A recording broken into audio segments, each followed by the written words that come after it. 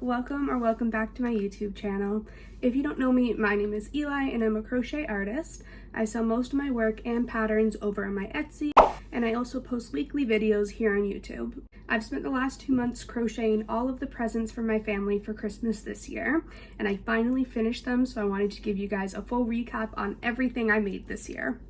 So first off, we have this pair of fingerless mittens. These are for my aunt because she likes the Green Bay Packers.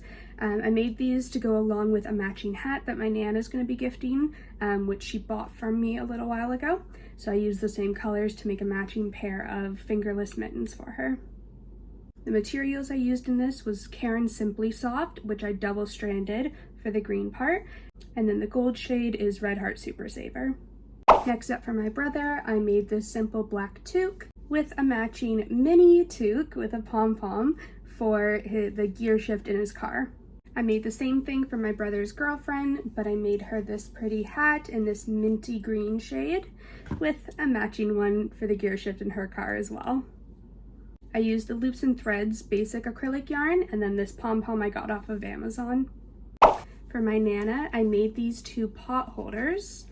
This one has the two bells on it with the bow on top, and then that one's a candy cane. And I made these using a tutorial that I think it was here on YouTube. If I can find it again, I'll put it up on the screen. But these I made using a cotton. I think it was the Loops and Threads cotton as well. And they are both 2 layers, so they're very thick in the middle, and they're quite squishy, where it feels like there's almost like a 3rd layer in there, but it's just the 2 layers of cotton. I also made my Nana this mug cozy out of some leftover yarn from a bag that I had made her a while ago. I just hadn't decided if I was going to give it to her or not because I'm not sure if she'll use it, but I'll just throw it in anyway. This yarn I believe was a Caron cake, I just don't remember exactly which one. And then I thrifted these buttons from a big pack of like 1,000 buttons from Value Village. And then the pattern for this I just freehanded using this like big cluster kind of popcorn stitch. I don't know exactly what it is. Next up for another brother, I made this crochet plush D20, which is a 20-sided die used for Dungeons and Dragons. I don't play, but a couple of my brothers do, so I thought this would be a super cool thing to make. Each triangle has a layer of cardboard on it, and then each triangle is slip stitched together all over. And then I did some top stitching for all of the numbers, and I made it in this light pink and purple, which was also the acrylic yarn by Loops and Threads because that's just my go-to. And these I think are my brother's favorite colors right now. I hope so anyway. I do have a vlog out already on the process of making this one in case you're curious. Next up we have this cardigan that I made for my mom.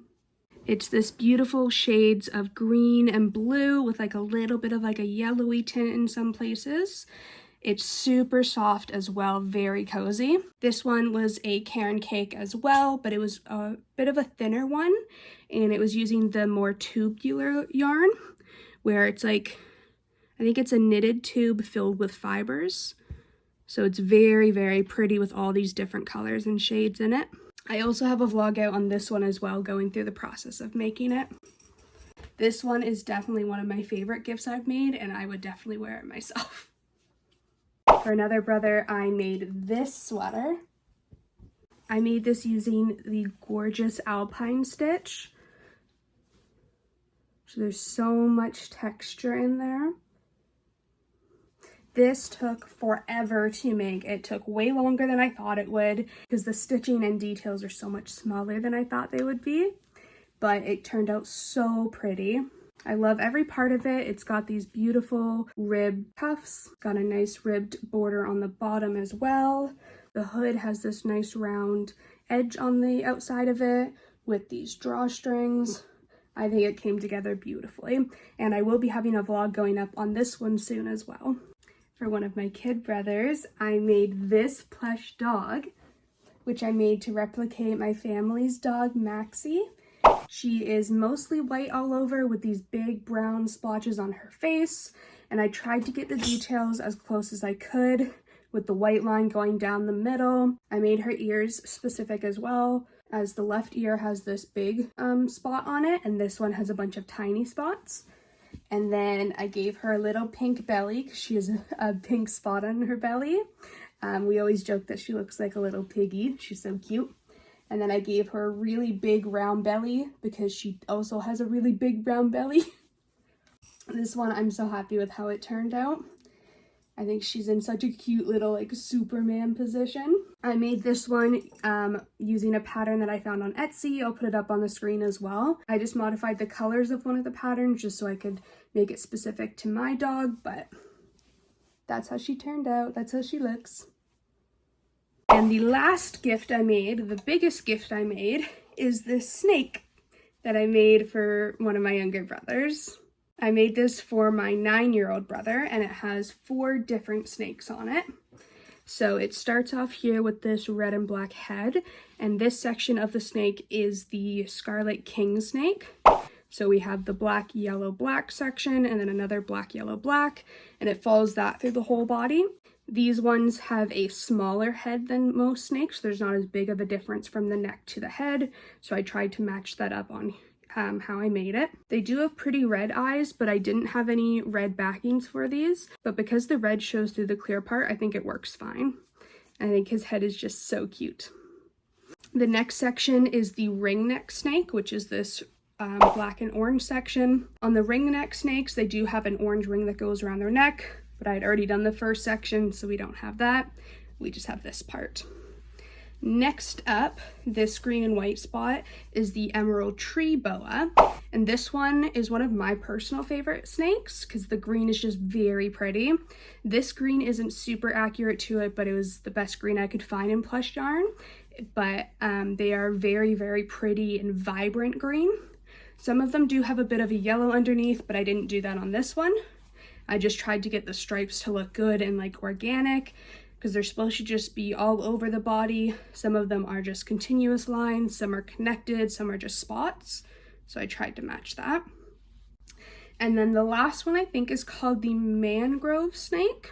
I think I'll have to just look it up again, but this one is black on top with yellow stripes all over. The yellow stripes are connected on the bottom here, the belly, and then it kind of makes it look like it has black stripes as well. And I did this to finish off the tail. So this one was definitely the biggest one that I made, but it was also one of the easier ones because I was mostly just crocheting in just normal rounds the entire way. I did try to make the snake a bit chunkier in the belly here, and then I had to make it smaller, but it was super easy. It's just single crochet the whole time. This one was one of the trickiest ones I made, or the most complicated ones, especially the head. I do wish I had kept a tighter tension on the head because I think you can see the difference in the stitches. The body, I kept such a tighter tension, whereas the head is a lot looser, like the stitches are bigger. Even though I was using the same hook size, I just happen to have a looser tension up here. So if I were to do it again, I would definitely try to have a tighter tension all over just to get the sizes right, but I still think she turned out super cute. I really like the D20 I made because this is like probably something that's out of my comfort zone the most, since I had to use some different media, using some cardboard in here, had to use a hot glue gun to do them together, and then the stitching and everything to connect it was definitely difficult, but this one was the most interesting. And then that green sweater that I made for my brother definitely took the longest out of all of them. It could have taken about 50 hours maybe. I've tried to add it up. I don't know if, and I can't figure out exactly how much, but my guess is around 50 hours towards it. So that's the longest project I've ever made, but it was definitely worth it. So now that we have gone through every single gift that I made this year, let me know in the comments which ones you liked the most, if there's any you didn't like, if you have questions about any of them, if you want me to release patterns. I might be working on them already. So let me know in the comments, and don't forget to like and subscribe. If you made it all the way through this video, thank you so much for supporting me and my channel, and I'll see you next week. Bye!